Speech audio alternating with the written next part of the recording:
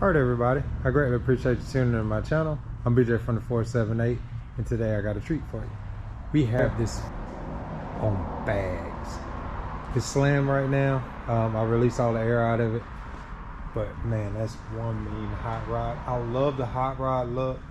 One good thing about this, it has the best of both worlds. It's got the actual original motor in it. The inline 6, tons of torque. And this thing is beautiful. I'm digging it. If I had it, I'd put the turbo on there, rebuild it, put some bigger pistons in it, call it a day. But man, this thing right here is just absolutely a delight to have in the shop at the moment. It's a couple things I'm gonna do in here. We got the look, we got the car. What we wanna do is add the sound to go with this, but we're gonna keep it nice and modest. So what I'm gonna end up putting in here is a JL Audio 5 channel, 112. He wants some bass, but he doesn't want a lot of bass. I wanted to put it through the rear deck, but the only problem was that the airbag system is in the way. Can't, you know, so I'm not moving that. I don't want to have to crack the lines on here, and I don't want to get into, I don't want to open Pandora's box like they say on this one. I'm gonna leave all that stuff there. What's in the trunk is a little outdated. I want to fill those panels up nice and clean. You see how they're coming down. I want to either put new sound deadening pieces up there that fit the bill, or I'll make new ones and the squares and fill in and probably carpet it with some of this. I got a new carpet kit coming. I'm gonna remake all this. This was actually, like, I had a trim panel there, trim panel like this over there. I had to pull it out because I'll be recessing the amp over there in that side. Let me grab the amp, let me show you. We got an old school car, so we're gonna put an old school amp in here. And if anybody, you gotta excuse me for the grunt. This thing's kind of on the heavy side. So what I'll do is I'll make the panel that goes over here on the side, and then I'll wall it off. It had a panel kind of sort of like this, but I'm gonna revamp these. You know what I'm saying, with some more carpet, get it to look new back here, and make it had a trim panel here, but I'm gonna remake all that too. So you still will see the pump, but you won't see anything else behind it, and everything will look uniform in here. It's nice, clean. They had all this kit and everything stitched in here, so even the spare tire wheel had it stitched in here too. It's just a little on the outdated side, and if we're gonna do anything, we're gonna clean it all up. Now let's take a sweet peek of what's inside the vehicle and what I'm gonna do in it.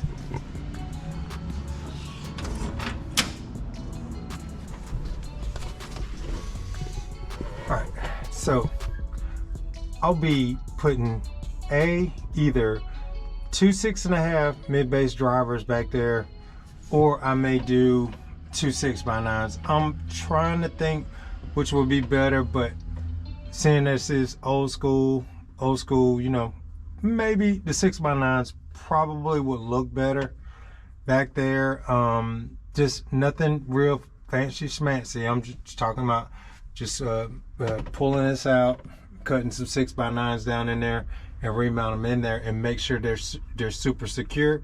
That way you will actually, in this old school car, bouncing off that window right there, and this is some real glass, bouncing off that window will give you that mid-bass effect of what 6x9s used to sound like. Now in cars, you know, people don't understand that when we used to, back in the day, have our music set up, we brought two 6x9s and some tweeters, and man, this thing right here was bumping.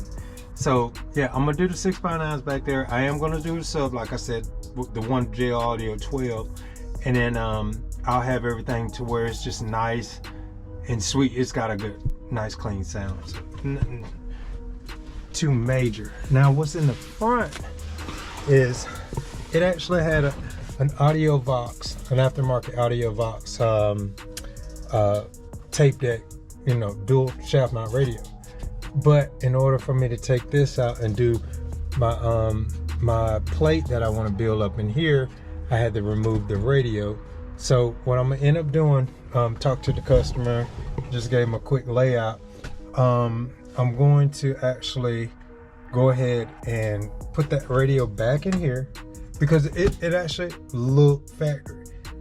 He actually thought it was factory, but it, lo and behold, was an aftermarket radio.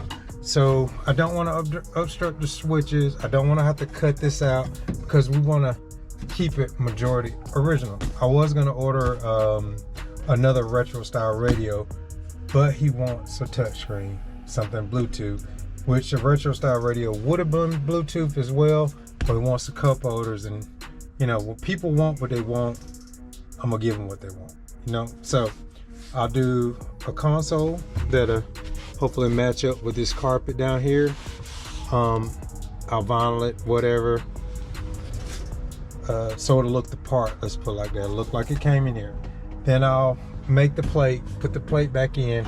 I'll put the glove box back in as well, and then I'll turn around. I'm not sure. I may do some kick panels in here, but I'm thinking with the type of 2 4s and 2 3-inch tweeters in here, once I make my signature plate that goes down in here, bolts up under the bottom, then I get to put this nice factory grill back on here. And I swear I love this model car because they come with this nice grill. If I can figure out which way it came out of there. Let's see, it came out of there like that. And it looks good. I mean, I swear I love that look. Nice and clean, great metal grill. I'm not sure if I'm gonna get a lot of mid bass out of it, but I will run something that will handle some watts, because that one thing about that 504, it's got the JL Audio, the 500, what is this, a 1000, let me see. It's the 500/5. So what this amp actually has in it, it's got a 400 in here and the 250.1 on this side. So it's basically 2 amps. If you look at it, you'll see what I'm saying. It's 2 amps in this one configuration, which makes it as long as it is. So you'll have front, rear, and sub out of just this one amplifier.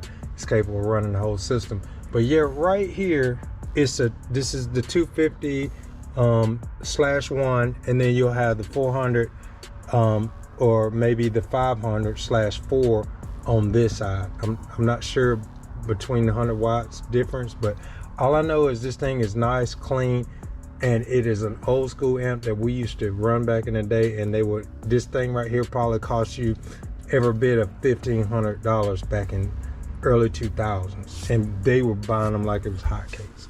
So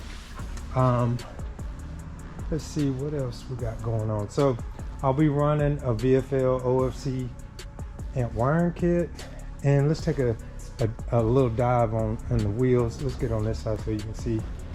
This is a billet, they're billet wheels, and so you have an actual 20 in the rear and an 18 up front, and I'm telling you people, it just gives it that great hot rod look that you want, especially when it's got airbags on and it drops it down. The interior, everything in this car is pretty much pristine. It doesn't smell like mildew. It looks good, everything. And so it's here with me.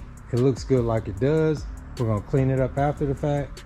We're gonna get all this stuff taken care of. All these red wires, whatever wires you see that's got color on it, they will be loomed up in some Tex Flex, and that way you can't really, you see this all in this black cabin, so any miscellaneous wires just out of the way. Yeah, so that's just an eyesore, so I'll fix all that, so you just really won't pay that any attention. But I love the way you can actually see the edge of the spark plugs. I like that you got enough space left over. And with me, if this was mine, which is not, the first thing I do is take it out, go through it, put some bigger pistons in it, new gas, all that good stuff, rearrange everything in it, take this chrome valve cover off of here, all that good stuff, and I slap a T5 turbo on it or something like that, something big, new exhaust, and man, I'll be making some boosts in this thing. But it's not mine. Everybody's got this own thing, and that thing cranks up on a dime, which is a good thing. I don't see any oil leakage. I haven't, it's been in here a couple of days and I don't see any oil on the ground, which is a good thing. But this thing sounds like an absolute sewing machine. It's so beautiful, all the curves and the way this car is just built. They don't build them like that anymore. It's all metal. I love it. The next video I'll do, I'll go ahead and plug the battery back up in. Hopefully I'll have that radio in and that console built hopefully next week when I come back down here next Saturday. Not next Sunday, I'm sorry.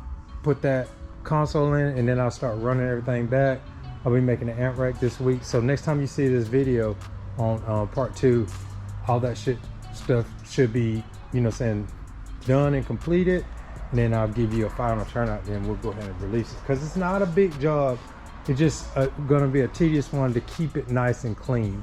Now, if you see this right here, where I put the green tape on the edges of these vehicles, when you're working on them, and it's just me, you know, it's hard for me to gauge, and I'll just reach in there, go boom, and I put the biggest knot on my head, I swear, like to knock me out. So I like to just tape up the edges on that, just so you get a perspective on you know what I'm saying, the clearance of what you're indulging your head in. Because I done got to the age I can't take any more head injuries, because these things right here just put you in the ER, especially these corners. I got a knot on my forehead right now that I have gotten probably about 20 years ago from a Cutlass, and you know, the pointed trunks, and it kind of sort of like that, and it just hit, I barely bumped it, but man, that was back when my hair was a little bit longer too, and it covered it up. Now it's starting to, you know what I'm saying, show my age, and that bump is resurfacing. So yeah, if you've been working on cars like this or anything you're working on, just my rule of thumb, you might want to, you know, take my advice, put a little tape on, something you can see, because those things will put you in the ER before you know it. So if you like what you see, I'm BJ down here at OCD Audio LLC. I'm located in Centerville, Georgia. You can look me up online. You can leave me any kind of comments you want.